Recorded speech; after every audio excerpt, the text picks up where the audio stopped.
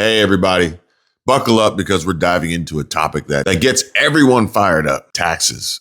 Specifically, why so many Americans despise income and property taxes, and the bold moves in places like Florida and from President Trump that could make these taxes history.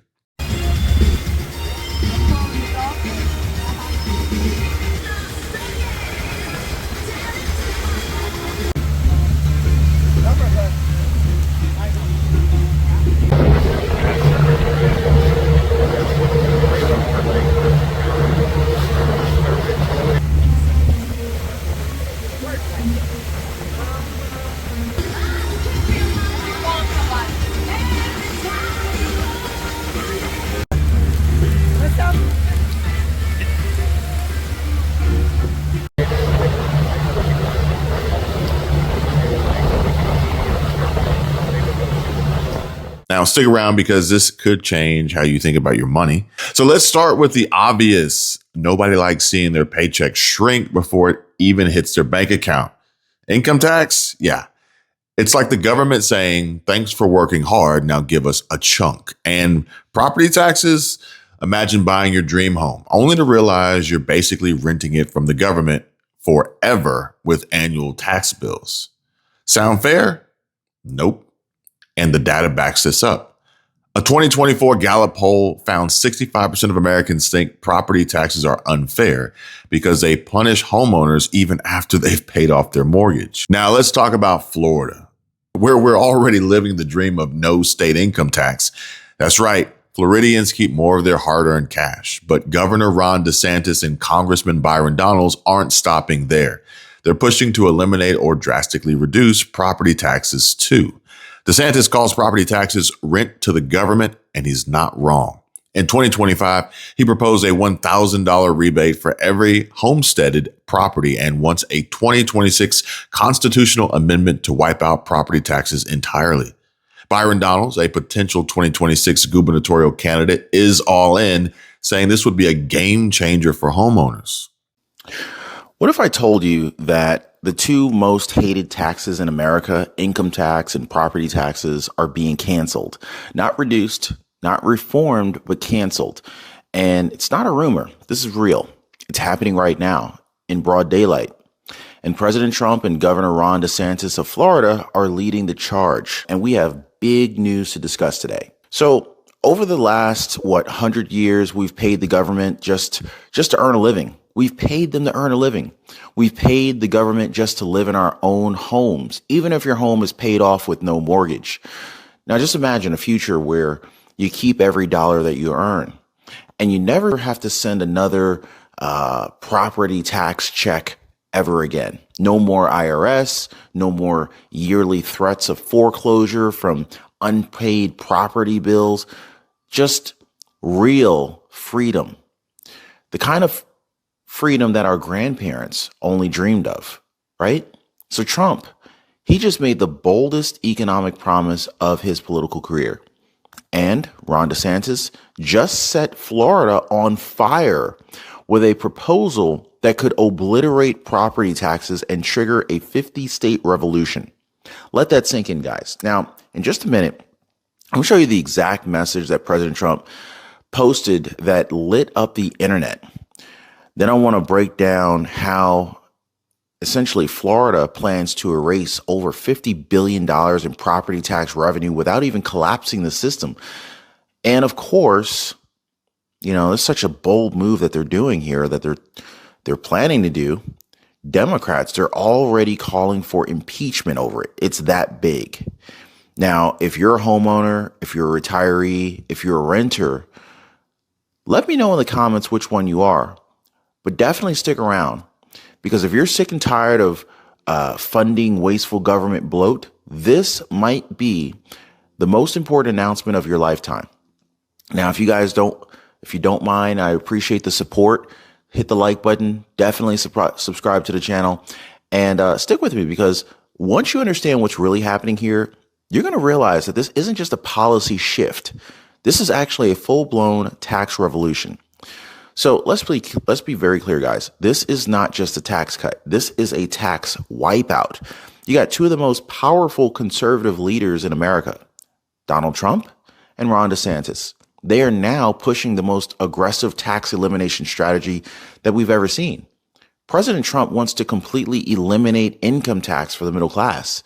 DeSantis, he's taken a sledgehammer to property taxes, the silent rent that we all pay for the government every year just for owning a home. It's not even fair, is it?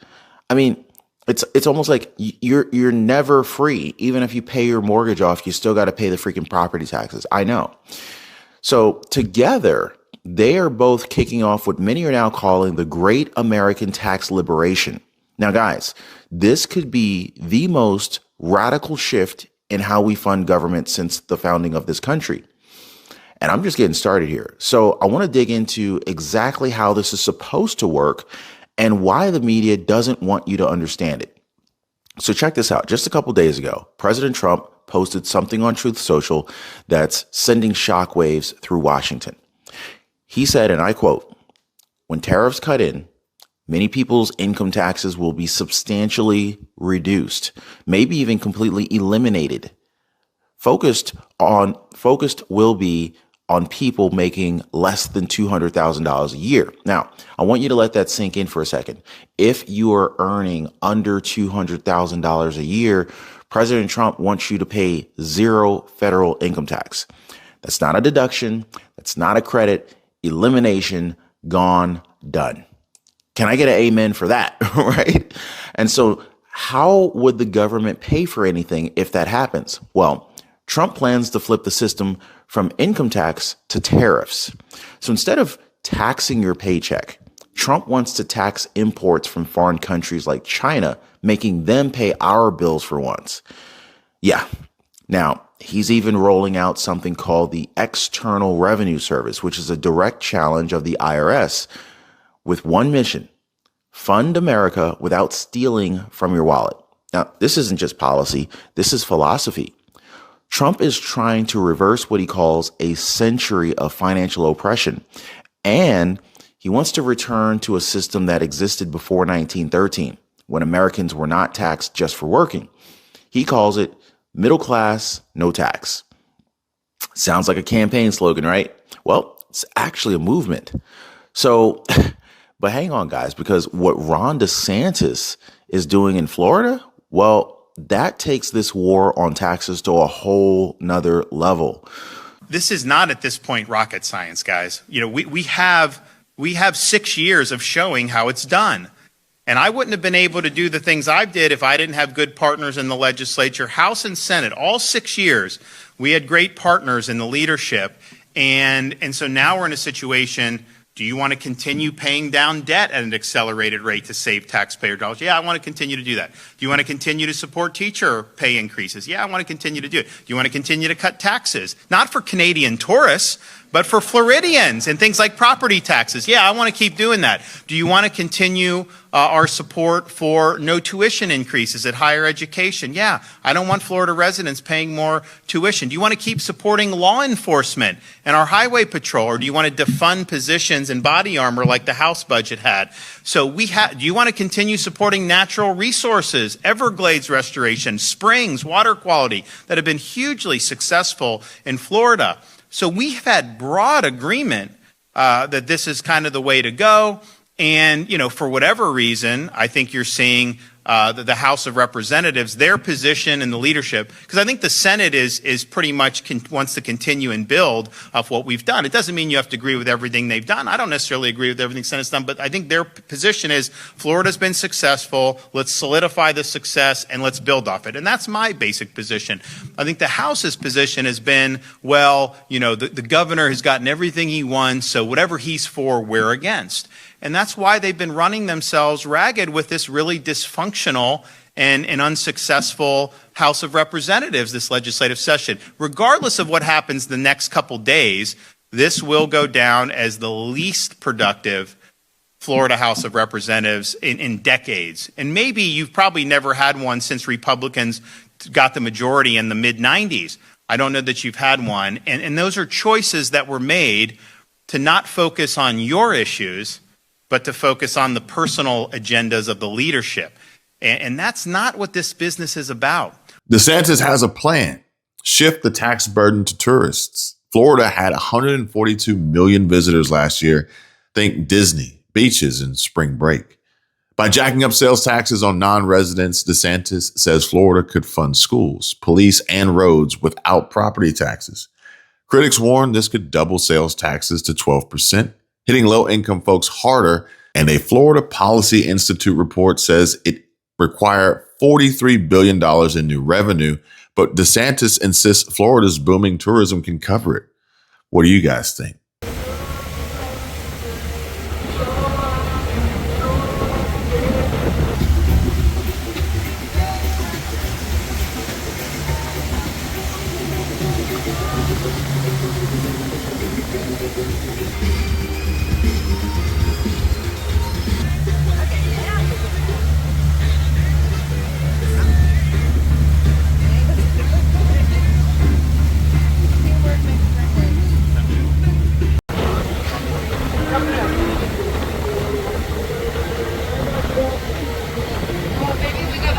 When you get up there, you've been given trust by the people that have elected you, and you have a responsibility to convert on what you told them you would do. You have a responsibility to make sure that you're doing things that are needed to be done. For example, we have this condo issue that legislation caused these crushing assessments. We know people need relief from that.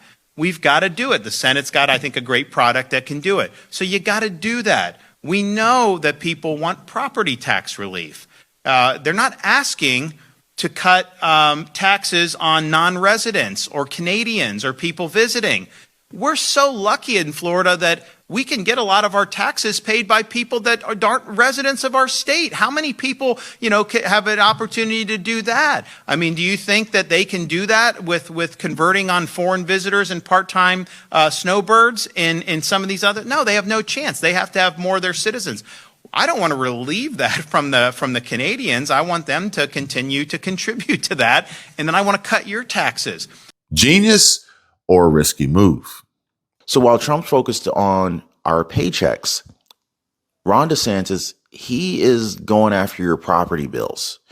Now, I don't know where you live. Comment down below what state you guys are watching this show from. If you happen to live in Florida, or if you even plan to retire in Florida, you better pay attention. Florida State Representative Ryan Chamberlain just dropped the first hint. It's time. No more property taxes. And Governor Ron DeSantis backed him up, calling property taxes oppressive and ineffective.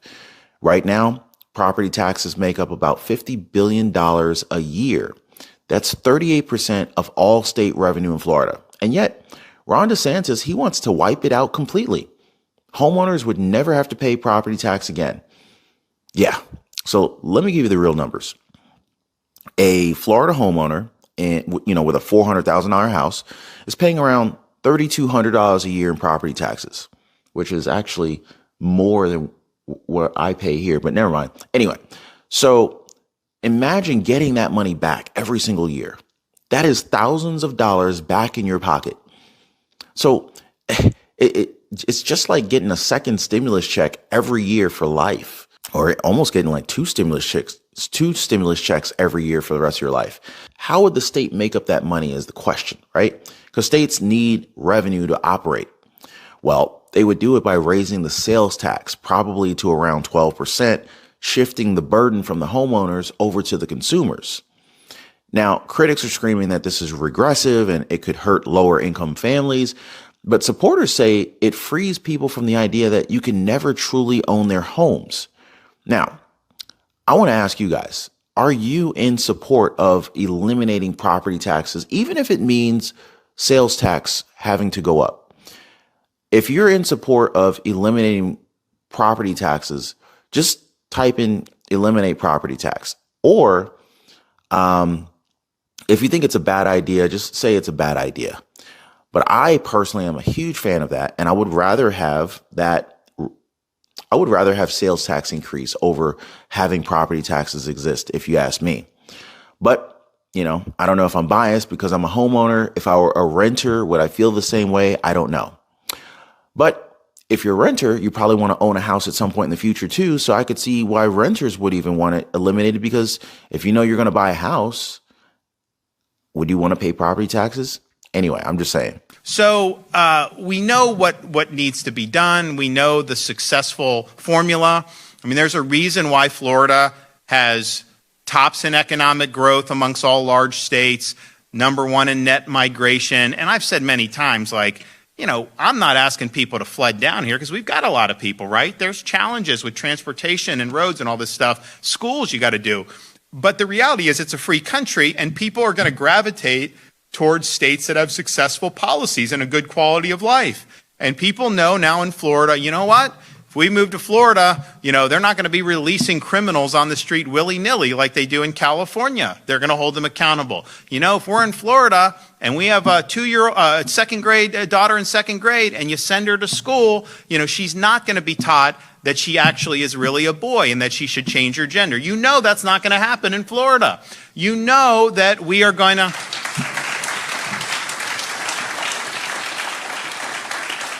You know that we're going to take our responsibilities seriously with respect to protecting taxpayers, not having an income tax, reducing taxes. We're going to have budget surpluses. We're going to pay down debt. You just know all that stuff. So obviously there's a lot of people that find that attractive. So what you should be doing, what the voters elected these members to do, is to solidify that success and build off of it. They did not elect any members of the House of Representatives, certainly in Republicans. They didn't elect a single one of them to sabotage the achievements and to sabotage the success, but that has been their posture and what they want to do. So I don't know what's going to happen between now and Friday, but I will tell you this legislative session, there's been a glaring distinction between the Senate conducting business in a way that is mature, that is professional, that is seeking to build off the success. And again, I don't agree with everything they've done, but they got elected and you can kind of do, where I think the House has been more, you know, based on personal agendas, vendettas. I think it's been petty, and that is not the way to do business. They are failing you. Now, let's zoom out to the national stage. President Trump is back and he's got big plans to tackle income taxes. He's pushing to extend his 2017 tax cuts, which saved the average family $2,000 a year. And this is according to the Tax Foundation. But here's the kicker. Trump's floating the idea of eliminating income taxes for certain income levels. Think middle-class families and small business owners. How? By offsetting lost revenue with what Cantor Fitzgerald CEO Howard Lutnick calls the External Revenue Service. This isn't your grandma's IRS. It's a bold plan to slap tariffs on imports, making foreign companies pay to access the U.S. market. Well, think about it. Donald Trump announces the External Revenue Service, and his goal is very simple. His goal is to abolish the Internal Revenue Service and let all the outsiders pay. I mean, this is someone who is focused on America. Let's drive down our waste, fraud, and abuse. I'll give you an example. Cruise ships. You ever see a cruise ship with an American flag on the back? They have flags of like Liberia or Panama. None of them pay taxes. None of them pay taxes. Every super tanker, none pays taxes. Alcohol, all foreign alcohol, no taxes. This is going to end under Donald Trump, and those taxes are going to be paid, and Americans' tax rates are going to come down. That's what Donald Trump wants to do. Balance our budget and cut our tax. And as we're talking about all of this tax elimination, property taxes and income taxes, we need to talk about Medicare. Did you know that the average person is being overcharged by a long shot who's over 65 with regard to Medicare? It is absolutely highway robbery. In fact, that is why I decided to partner with Chapter. The founders of Chapter, their parents were getting screwed over, being taken advantage of with these exorbitantly high fees that they were being charged for Medicare. And they said no more. So not only did they help their parents, but they decided to make it their full focus to make sure that no one else's parents got taken advantage of anymore either. It's very simple. And it's very simple to call our partner Chapter for your free Medicare help, free Medicare consultation at 270-467-2426. And tell them Kevin sent you.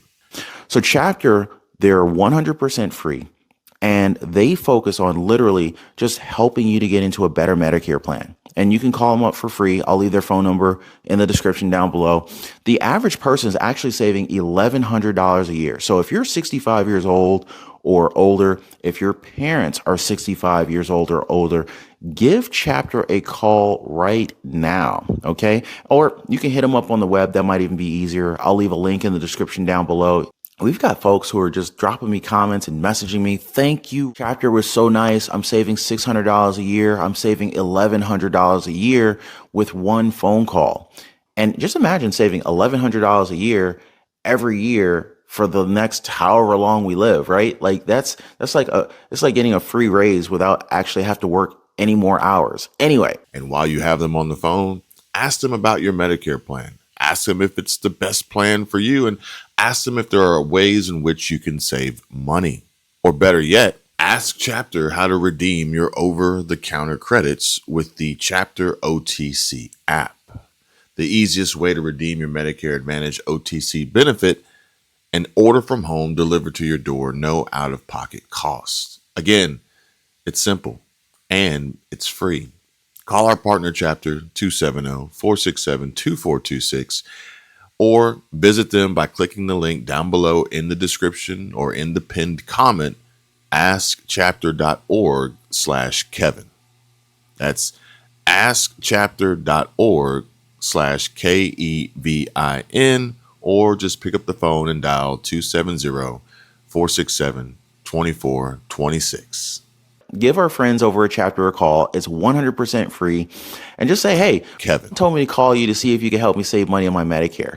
And not only that, not only can Chapter potentially help you to save money on your Medicare, they can also tell you about benefits, keep your own doctors that you've been seeing, and see if you qualify for additional benefits that you didn't even know were available. So anyway, give our friends over at Chapter a call. Link in the description down below. But, if you still have to pay the government rent every year just to keep what you already bought, it's like, do you ever really own your home? The answer to me is almost no, right? So this is a question that's firing up voters across the state, and they're starting to get some national attention over this. And man, you're going to see how big this really is, because the numbers just don't lie. And the ripple effects, this could shake up the entire country. And here's the deal. The U.S. national debt is creeping towards $37 trillion, with interest payments eating up a huge chunk of the budget. Welcome back. Well, now the U.S. national debt is creeping ever so closer to $37 trillion. Interest payments alone on the debt, one of the biggest line items in the federal budget. Some economists are warning this could create a fiscal crisis. Joining me right now is a woman who knows better than anybody. Committee for a Responsible Federal Budget President Maya McGinnis is here. Maya, great to see you. Nice to be with you. Thank you so much for being here. I want to get right to the elephant in the room, and that is Congress is working on this reconciliation package. They want to extend President Trump's tax cuts, and you say? Well, we're going to have to offset that with some spending cuts. So there's a whole lot of conversation about tax cuts. And those in many ways need to happen in the fact that if you were to let these expire, it would be a huge tax increase and have a negative effect in the immediate run. However, fiscally, it would help. And so instead of just cutting taxes, we have to cut spending. And Maria, nobody is talking about that, right? So we're talking about bills that no matter what, and there's two different approaches, one in the House, one in the Senate. The House is far superior, I have to say. But both of them are talking about cutting a range of only a couple $1 trillion in the House and only $4 billion in the Senate. This is out of a total of $86 trillion in spending over the same time period. So for a party that's been talking about cutting spending a lot, yes, I understand we're going to cut taxes. That will help with growth. That will help keep the tax rates where they are. But if we don't cut spending, this will balloon the national debt. And the debt is a big topic here. People in the markets are definitely aware of this problem. Absolutely. Well, look. You cannot be cutting tens of thousands of federal workers at the same time you say we're going to waste money on a military program. Why is it wasteful? It is wasteful. Why? It is what do we need to show what's off the our purpose? military for? But that strong men do that. Strong men do that. It has Invested in nothing to them. do with pride in the military. Strong men do that because they want to make their citizens cower. They want to say, we are strong. I am here. I have all these weapons. Aren't you proud of me? We don't need to do that. We know that our military is multiples the size of anybody else's military on the planet. We don't need them to bring the missiles down Pennsylvania Avenue in order for us to know that. It's not about the size. In the last 4 years, morale in the military was down, recruitment was down. There is a concerted effort going on right now at the Pentagon, and it's already successful, to enhance recruitment and to enhance pride and the idea of joining the military. I think you all are discounting the idea that a national parade for our military to show off our military, to show pride in the veterans that have defended this country, and you all are mad about it? The veterans, These are the hills they choose to die on. How dare we have a parade and celebrate our military and armed forces in an attempt to convince citizens that they should cower because of our weaponry? We don't use the military against our own citizens, at least not under President Trump. Yet, this guy here on CNN arguing with Scott Jennings about literally anything that he can. Scott Jennings says the sky is blue. He will come up with an argument against it. Would probably be more so for a gay pride parade. And what is that proving? What is that showing? What is that highlighting? Priorities, folks. When they let that drive their behavior. So this will be the first time that that we may not have a budget. I mean, they've been late a couple days in the past since I've been governor. Last 2 years, I know they were out at noon on Friday pretty much, and they got it done. So that's not going to happen. There will not be a budget passed in the legislature when the legislative session expires on Friday. How that then gets resolved, we'll work through it. But I just think that folks just need to be very clear on what's happened here. Why has the legislative session had a lot of these turns? And it's because you've seen a much different set of behaviors in the Florida House of Representatives than you have seen amongst the legislative chambers, certainly for the last 6 years. You know, Manny knows more. I think he would say even before I was governor, you never really saw anything like you've seen with the current Florida House of Representatives. And that's not serving you. And that's what this thing's about. I don't need any credit for anything. I mean, we've done a lot since I've been governor. We've done more than any other governor. And I'm proud of that. But at the same time, put forward good ideas. Focus on your constituents. Show why you're doing well for Florida. It's not about you. It's ultimately about the people that you represent. And I think that's gotten lost in this House agenda during this legislative session. I don't think that the actual people that sent them there have been the focus of their attention. I think they're trying to settle scores. I think they're trying to do these machinations. I think they have personal agendas at stake, and that you will not succeed if that's how you do. To be fair, most Republicans that I've spoken with always say the same thing, and that is we have a spending problem. We don't have, another problem. It's a spending problem. Now, you've got an op-ed. You talk about this in your op-ed. You say the financial situation is, quote, dire. And I want to get your take on where the cuts could come from, because you're right.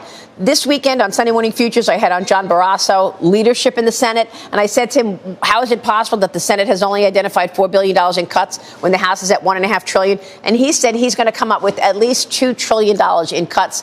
Where specifically should Congress be cutting? Well, good. First off, let's hold them to that $2 trillion, because even then we're going to be borrowing another $3, $4, $5 trillion given all of the tax cuts. But and like you said, the problem is spending. If you look forward, the growth in the budget comes from spending, not revenues that are lower than they traditionally have been as a share of the economy, but spending. But you have to have the willpower to cut the spending. So the problem is they're taking everything off the table. So one thing is that in reconciliation, the biggest program and the biggest challenge, quite frankly, Social Security cannot be included.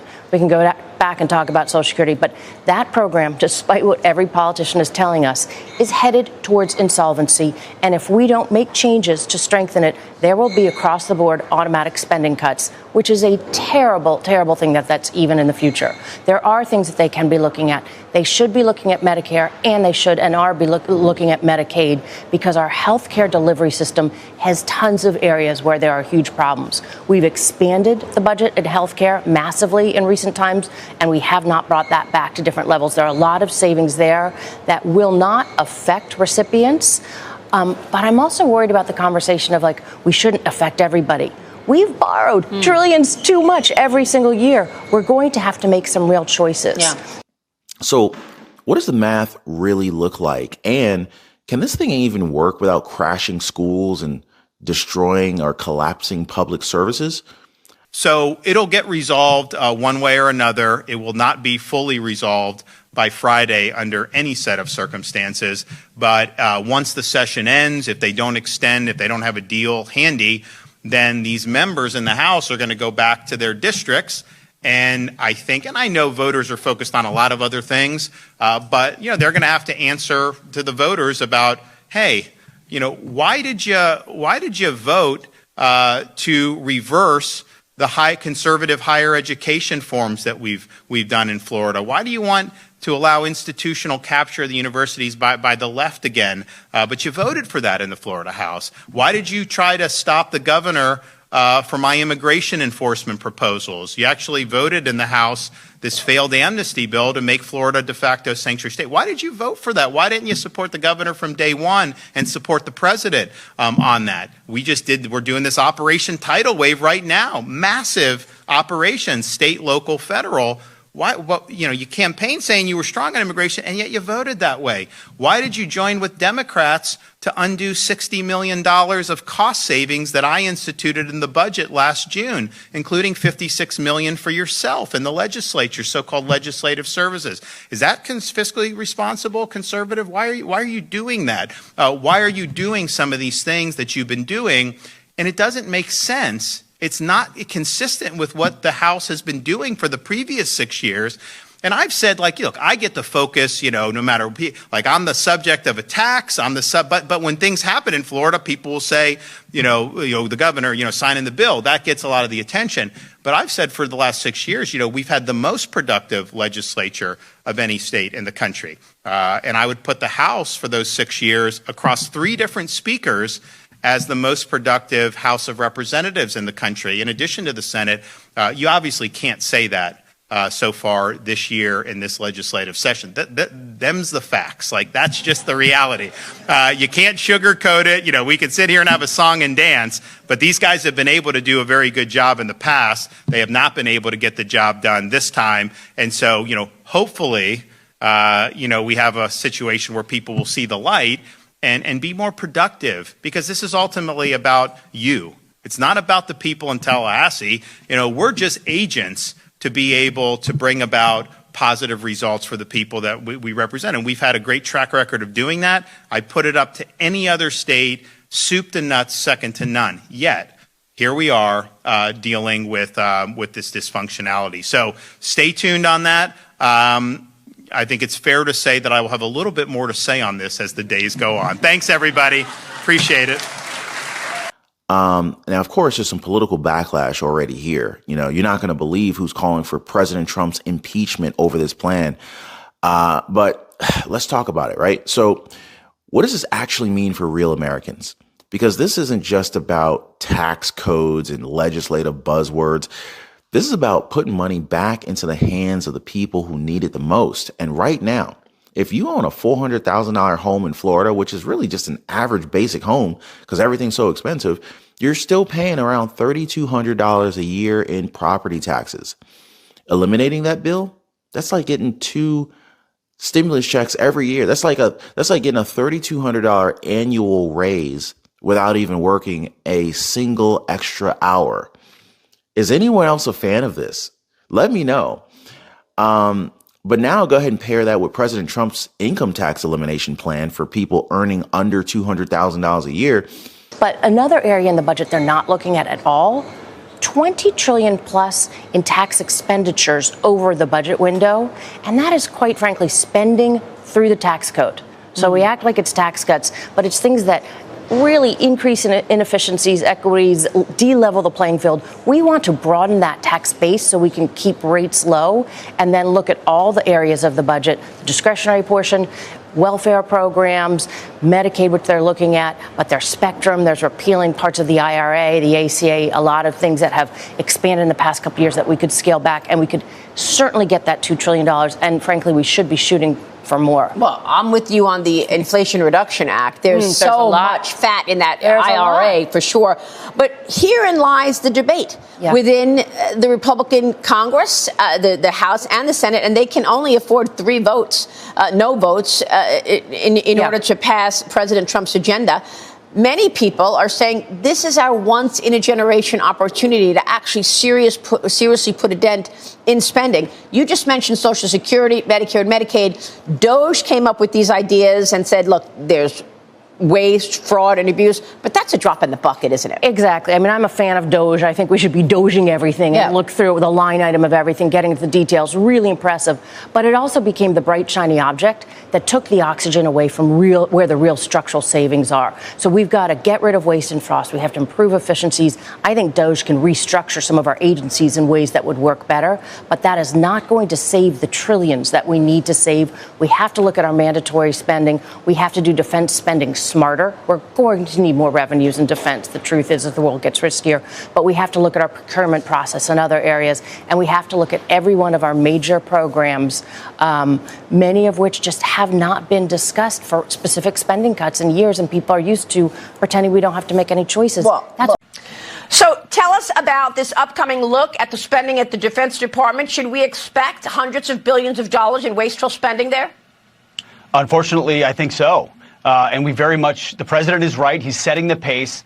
And he is also correct that American taxpayers deserve to know exactly how and where their money is spent. The fact that I have to commit, Maria, to an audit being done in 4 years is bad enough. The Pentagon should be able to pass a budget right now. Thankfully, the Marine Corps has passed a clean audit for 2 years in a row, and I applaud them.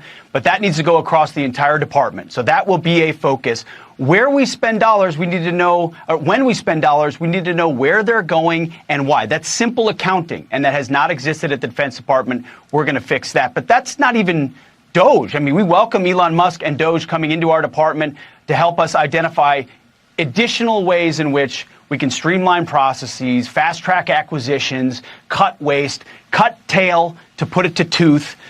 We know in a world where America's, $37 trillion in debt, resources will not be unlimited. So every dollar we can find that isn't being spent wisely is one we can put toward warfighters. So we welcome Doge at DOD. We will partner with them, and it's long overdue. The Defense Department's got a huge budget, but it needs to be responsible. All budgets are, though. They're Once choices. you give somebody something, they don't want to give it back. You have a constituency for it. And by the way, what elected official do you know that's actually going to come out and say, yeah, I'm running for re-election in November, but by the way, I'm cutting your Medicare, Medicaid, and Social Security while I do it? And all of a sudden, a middle-class family could be saving thousands of dollars a year.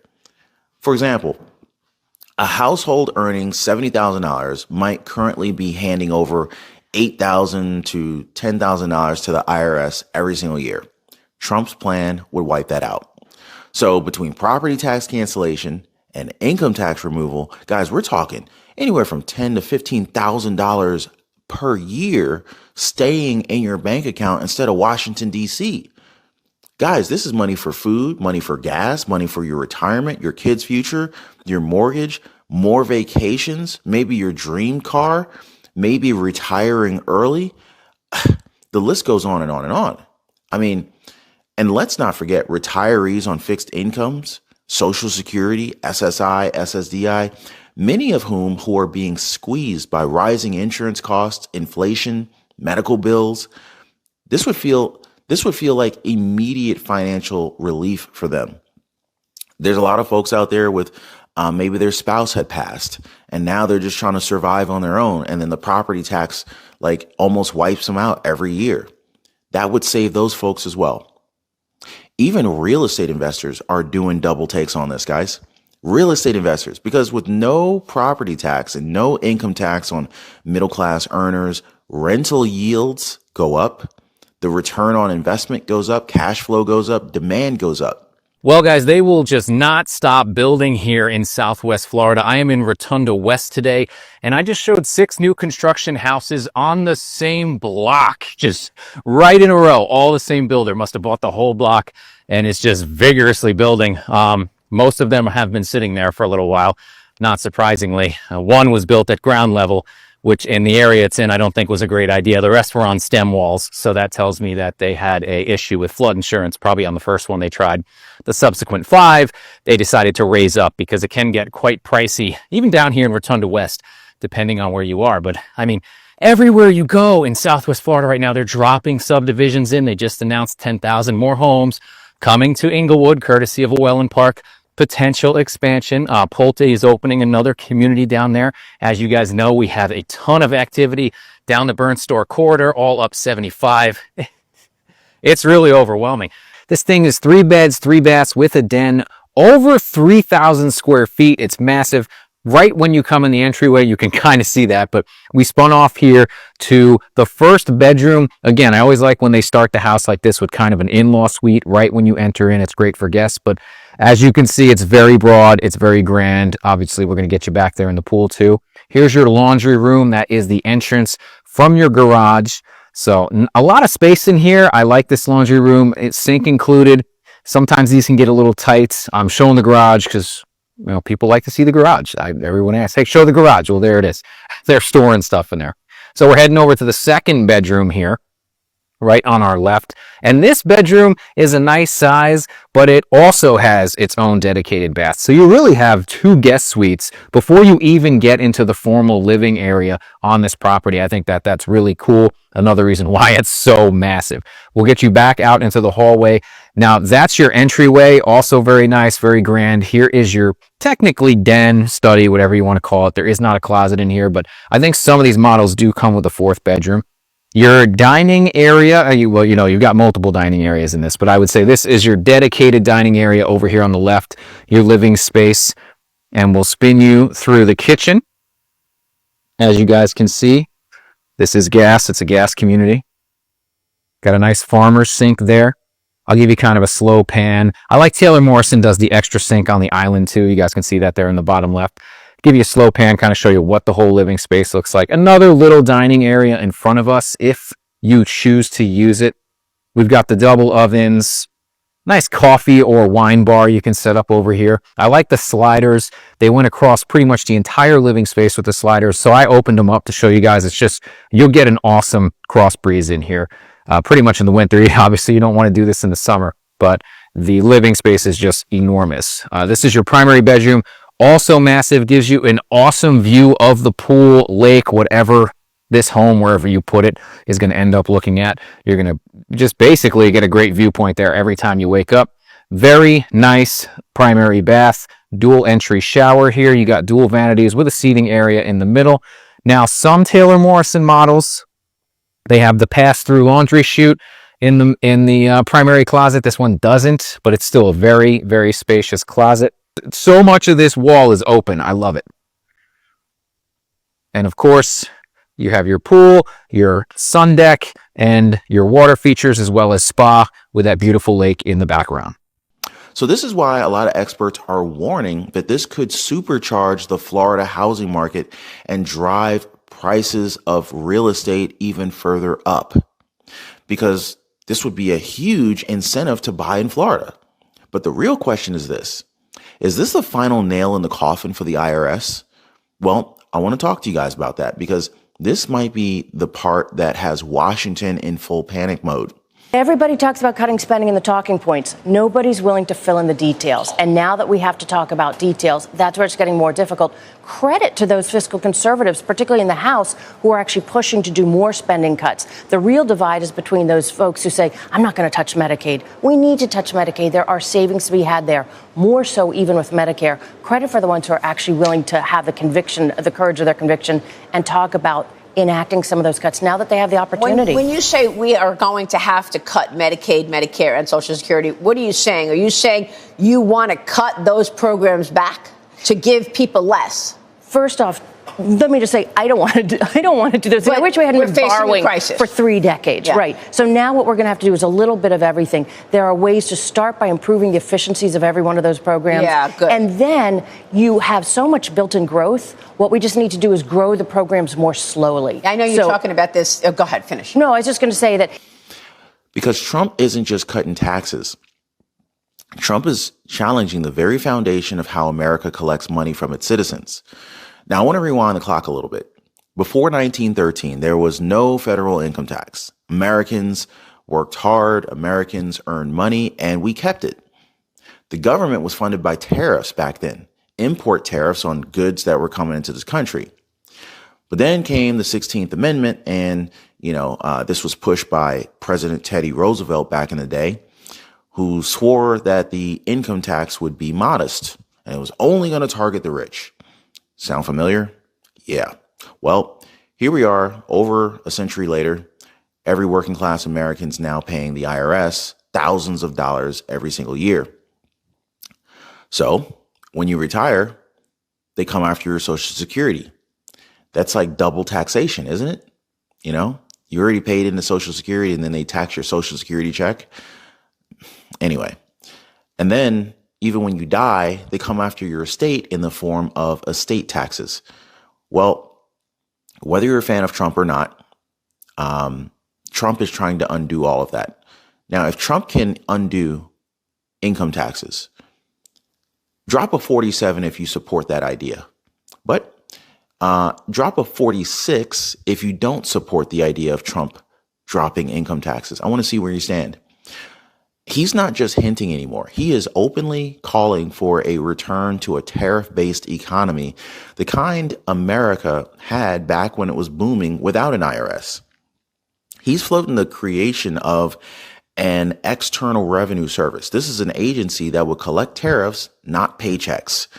This is a direct challenge to the deep state revenue machine, guys. And if that sounds radical, remember this. The IRS didn't even exist for the first 137 years of American history. Why do we need them now? The founders would have laughed at the idea of government taking a cut out of your own labor. Trump's message is very clear. We did it before. We can do it again.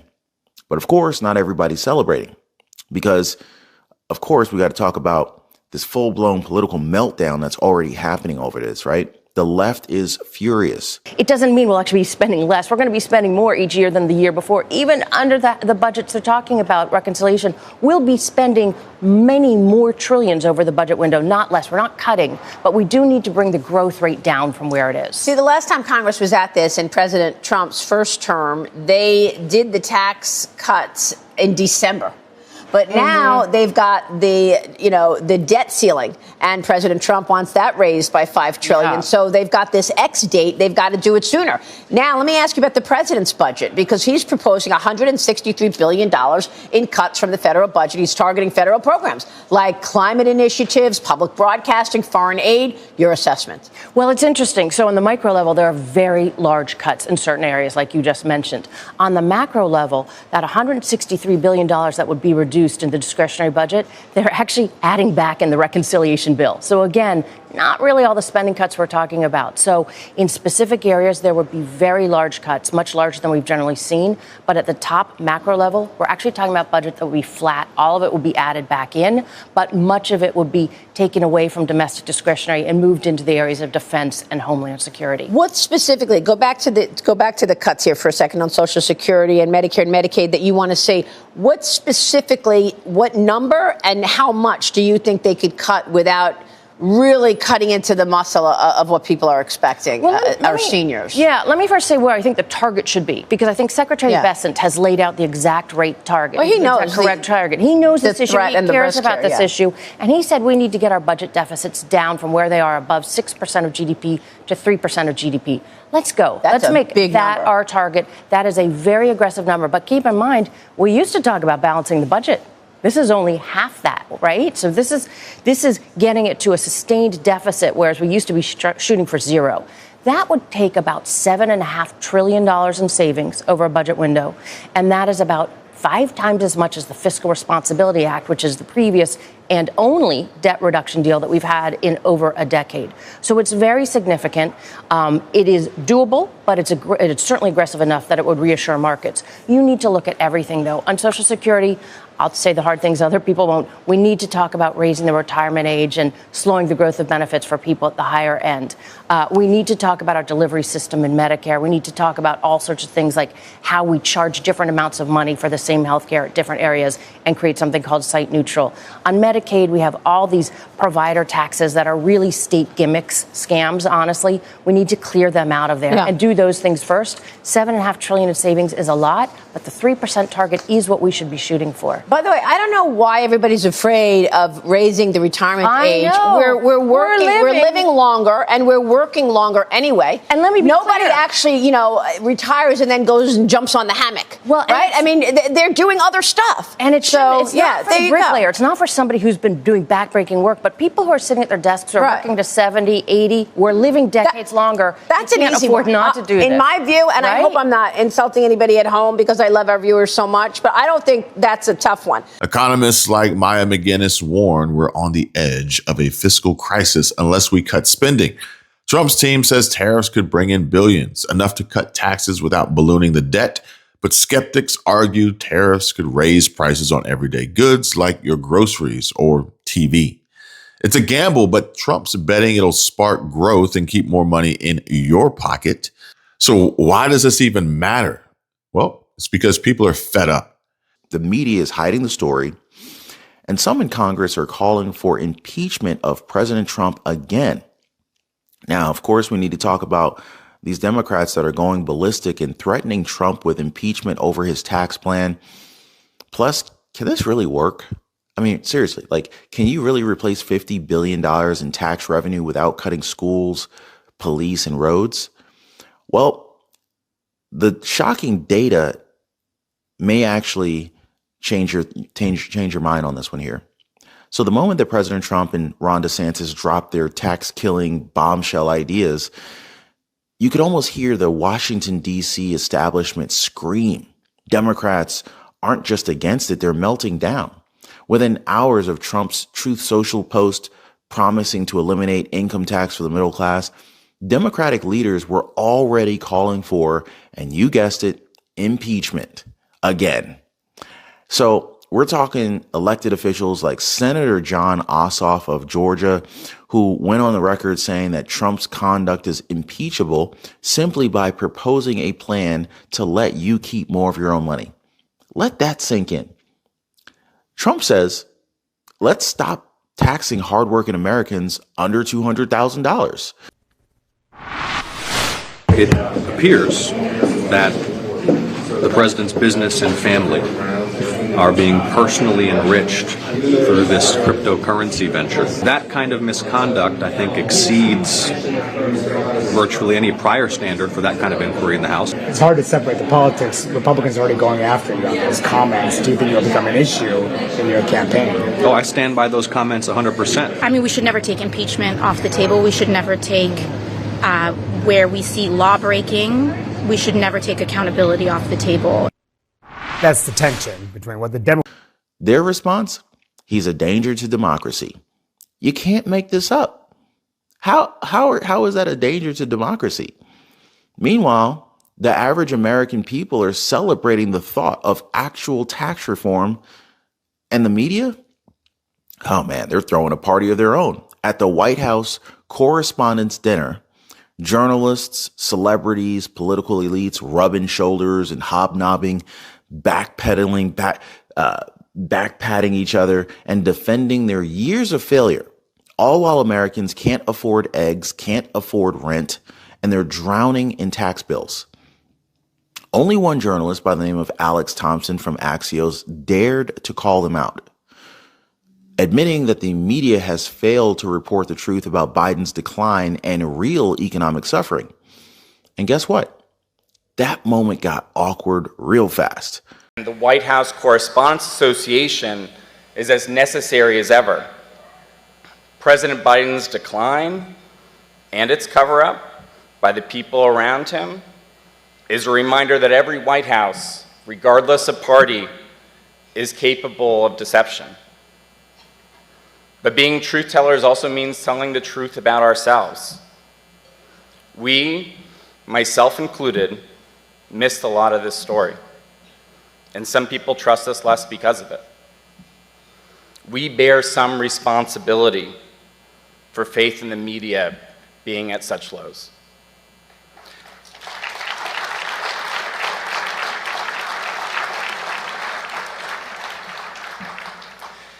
I say this because acknowledging errors builds trust, and being defensive about them further erodes it. We should have done better. I believe our mission. Because introspect is not what they came for. And now they're back to ignoring Trump's tax plan, pretending it doesn't exist, hoping the American people won't find out what's really at stake here. Well, we found out, guys. And now we're asking the questions that they won't. All right, so let's go ahead and break this down, right? Because if we're going to cancel income tax for the middle class and we're going to wipe out property tax in Florida, how do we fund everything else? Well, let's start with Florida.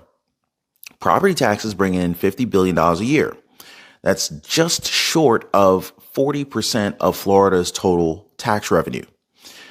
That money funds schools, roads, law enforcement, and a lot of other stuff, right? So what's the plan? DeSantis is proposing to raise the state sales tax from an average of 7% to possibly 12% or higher. Now, that would make Florida one of the highest sales tax states in the country, beating even California's 8.82%. Now, critics are saying that this is regressive, that it's going to hit lower income families hardest because people with less money to spend, people with less money spend a higher percentage of their income on taxable goods like food, gas, and clothing. But they're not entirely wrong. But here's the counter argument to that. Sales tax are visible, right? They're predictable and they're controllable.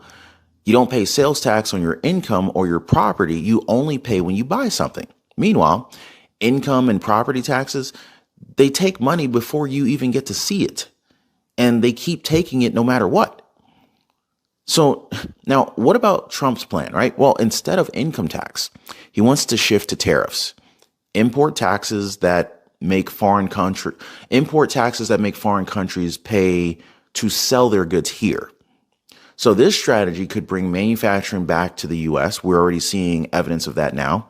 It could boost domestic jobs, punish countries like China that have flooded our market with cheap Chinese goods while paying nothing into our tax system. Think about it like this.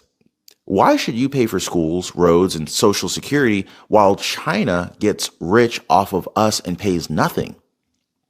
Trump's answer? Make them pay, not you.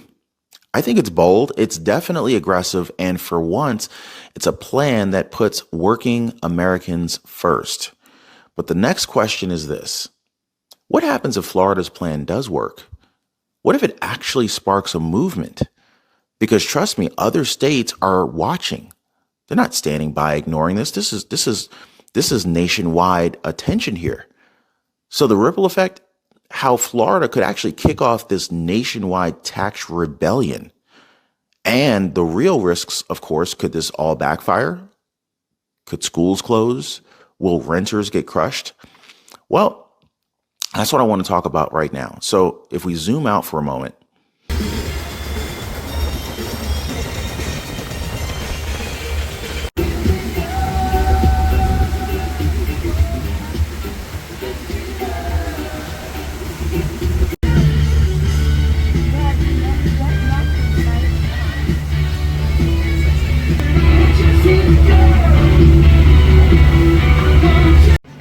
hummus because she's about to eat all these pita chips. I want one. Oh, pita. Is that hummus? Uh-huh. Hand those to...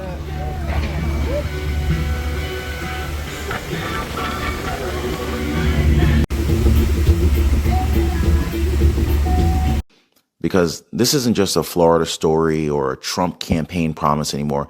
This is starting to look like the beginning of a national tax rebellion. Across the country, states are watching Florida like hawks. They're asking one question. If they can pull this off, why can't we, right? In Michigan, the Axe My Tax proposal is gaining steam.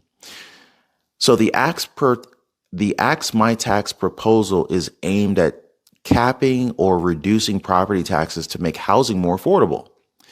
States like Wyoming, Kansas, and Montana are already exploring property tax freezes and caps, citing rising home prices and voter frustration. Even in deep blue states, homeowners are fed up because the reality is property taxes have exploded nationwide. From 2019 to 2023, national median property tax jumped 24%. Did anyone watching the show right now get a 24% raise? Yeah, I doubt it. In New Jersey, average property tax bills over $9,000. In Illinois, over $6,000. That's just the average. Even so-called low-tax states like Alabama are feeling the squeeze as home values are surging. But what Florida is doing and what Trump is proposing, this is not just about taxes. This is about freedom. It's about the right to own your own home and keep what you earn. Now, if Ron DeSantis and Trump prove that it can work, well, expect Tennessee, Nevada, Texas, South Dakota, states with no income tax, expect them to follow. Expect deep red counties to demand tax independence. I would also expect voters across the country to start asking, why are we still paying all of this? But hold on, guys. Before we get too excited, we got to be honest about something. This is not without risk. So let's talk about the flip side to this, right? Look, nobody cancels two of the government's biggest revenue streams without some consequences, right? And both Trump and Ron DeSantis have their work cut out for them. So let's go ahead and start with the sales tax swap in Florida, right? Raising the sales tax to 12% or more could mean everyday purchases, food, gas, clothes, all get more expensive. A $100 grocery trip, now it's $112. A $500 flat screen Samsung TV, that's now $560. And because sales taxes are regressive, they hit low-income families the hardest. People who already spend most of their paycheck on basics may feel the squeeze even if they don't own property. Then, of course, there's the rental or the renter ripple effect. If landlords no longer have to pay property tax, but sales go up or sales taxes go up, well, they may pass other costs on to tenants to maintain their profits. That could mean higher rents, not lower. And if public services like schools, fire departments, police departments, road maintenance, if they start running out of money due to funding gaps, well, quality of life could possibly take a hit. In Florida alone, property taxes fund 50 to 60% of school districts, 18% of county budgets, 17% of city budgets. They cut off revenue this could cut off revenue without a bulletproof replacement, possibly. And all of a sudden we could be looking at school closures, police layoffs, crumbling roads, and delayed emergency services. Even if President Trump's plan to shift to tariffs, it has risks as well. Think about it. Tariffs can raise prices on imported goods, which may drive up inflation, if it's not managed carefully. You've got some global supply chain concerns that are already strained. Any miscalculation could also hit consumers pretty hard. And of course, finally, Florida's biggest challenge might not be taxes. It could be insurance. Insurance premiums in Florida are up 72% in 5 years. This is the highest in the country. Big insurers, they're pulling out of the state entirely due to hurricane risk, flooding, climate threats, climate change. I don't know if you believe in climate change, but these insurance companies do. Florida homeowners have been blindsided by something terrible that's happening in Florida. We're now seeing one of the biggest exoduses out of Florida, unlike anything that we've seen since 2008 housing crash. It's official. The Florida housing market is on the verge of a devastating decline. According to new data from the U.S. Census Bureau, Florida is losing people due to move-outs, with counties like Miami, Palm Beach, and Broward all losing people in 2024. And the reason for this all points to Florida's high cost of ownership, which is making many retirees pack up, and they're fleeing and going to other states. And if you're someone who doesn't really believe this is actually happening, here's the data from the U.S. Census Bureau. The counties in Florida that lost the most people due to domestic migration outflows: Miami-Dade, Broward, Orange, Hillsborough, Palm Beach, Pinellas, Seminole, Lee, and Collier. And domestic migration losses are now creating a big issue in Florida's housing market in 2025. Inventory is skyrocketing, home prices are dropping, and this is resulting in many homeowners who bought near the peak of the bubble. They're now losing money on their house. With a massive inventory spike and property not selling in Florida housing market, it's now in full reverse mode. Florida homebuyers have been blindsided by the tremendous cost of owning, and many Florida residents are experiencing all 5 extreme levels of unaffordability. It started out as a small ripple in the water, but now it's happening everywhere in the state of Florida. You want to take a guess? How many properties do you think are for sale between Lee and Collier counties? Go ahead, take a guess. For sale signs are plentiful. There's 12,000 homes for sale, and that's single family homes only. Doesn't include condos or townhouses. Now, what you have to understand is this is a small county. So right now, it's the highest level of inventory in Southwest Florida ever. And this scenario is playing about all across Florida. So can you guys tell me, what do you think is going to happen? Now, we all know that people moved to Florida during the pandemic, but it's the locals who are actually telling me that slowing sales, recent hurricanes, along with skyrocketing HOA fees, it's painful. And many homeowners have told me that it doesn't matter if it's in an HOA community or a non-HOA neighborhood. Insurance premiums are rising up as much as 72% in the last 5 years. And now, rising property taxes is making it even worse. This is a 1-2 punch that's been crushing many Florida retiree plans. Some retired people have been cut short due to unsustainable living costs, and they found out the hard way. Now, many have told me that they've been burning through their nest egg and squandered their retirement savings. Now, this fact is impacting many who were considering moving to Florida, and some have delayed and completely changed their minds about Florida. And this is driving prices even further down all across Florida. But some people in Florida are in denial, and they deny that there's a housing downturn that's actually playing out in Florida. So what do you think? Killing property taxes is not going to fix that. If anything, it makes it more important to find real solutions like strengthening infrastructure or incentivizing insurers to stay in the state of Florida. So yes, the vision is absolutely bold, but the road ahead is full of landmines. The question is, if they pull it off, it could redefine what it means to own a home in America. So what has to happen legally for this to pass? And the big question, would you trade higher sales taxes for a life with zero property or income tax? Think about it. We talked about a lot. Would you still trade zero property tax or zero income tax for higher sales tax? What would you rather have to deal with? But anyway, I want to kind of wrap this up with you guys. Probably one of the most important questions of all. And I want your voice to be heard, okay? Here's the reality check. None of this becomes law overnight. Let's start with Florida. For Ron DeSantis' zero property tax proposal to become a reality, it will require a constitutional amendment. That means at least about 60% of voters in Florida, they have to approve it on the ballot. Now, of course, that's a very high bar, even in a red state. And while polling shows growing support among homeowners and retirees, renters, low-income families, and public service advocates might push back hard. So to ease the transition, Florida lawmakers have introduced a stepping stone bill called HB 359. So HB 359, this bill proposes to exempt $100,000 of a home's value from property taxes, which is a strategic start that could expand later. And keep this in mind. Florida is already spending $14 billion a year on homeowner assistance programs. Expanding those could soften the impact, and it could also build some momentum for the plan to be fully rolled out. Now, what about Trump's plan?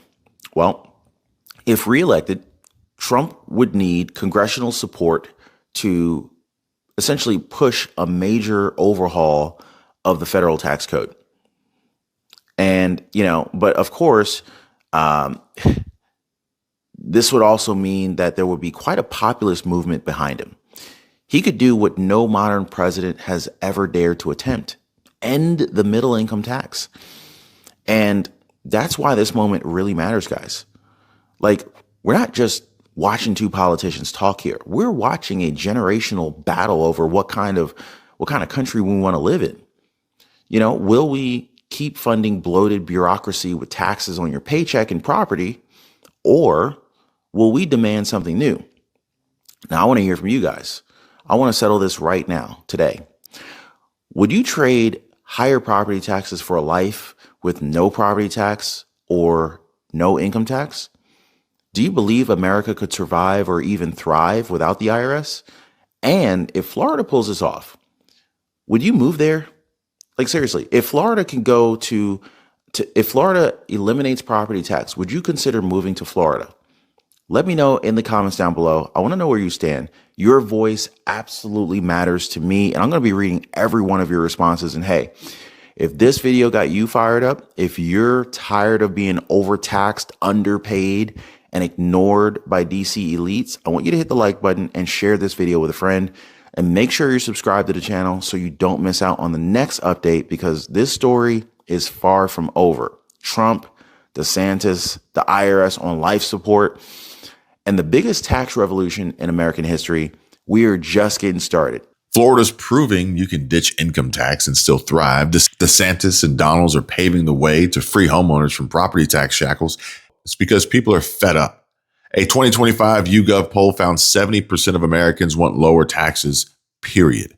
And Trump's External Revenue Service could make income tax a thing of the past for millions. But it's not all rosy. Higher sales taxes or tariffs could shift the burden elsewhere. And the question is, are you ready for a tax revolution? Share your thoughts in the comment section. All right, fam, let's get loud in the comments. Do you hate income and property taxes? Would you trade them for higher sales taxes or tariffs? And is Florida's no tax model the future? Smash that like button, share this video, and subscribe for more breakdowns on how your money is being spent or saved. And let's keep this conversation going.